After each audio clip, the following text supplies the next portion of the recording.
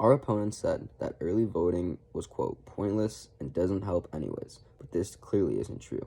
According to letamericavote.org, early voting helps alleviate lines by spreading out the opportunity to vote over 14 days plus election day, so that working people can decide for themselves which location and time best fits their family schedule. It increases the opportunities and locations for disadvantaged communities to participate in particular.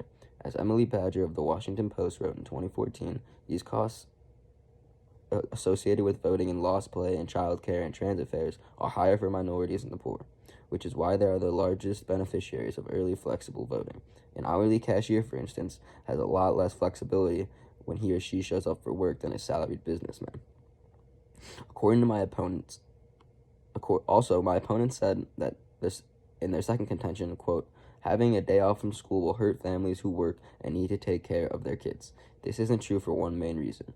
This national holiday would be a paid leave.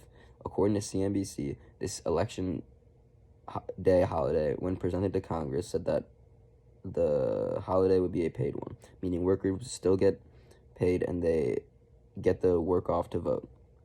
How can you argue this is ineffective or inefficient? Clearly, a huge barrier from voting is work, and making voting a national holiday would help break that barrier.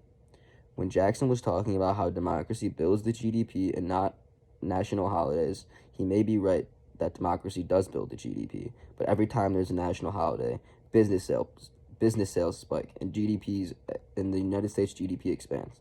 So Jackson is speaking nonsense here.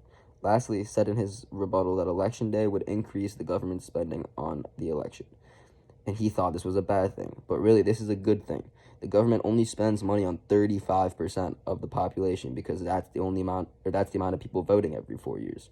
So if they're spending much more, that means more people are voting, which is way more beneficial to our economy than just a few dollars. So for those reasons and more, I urge a pro ballot.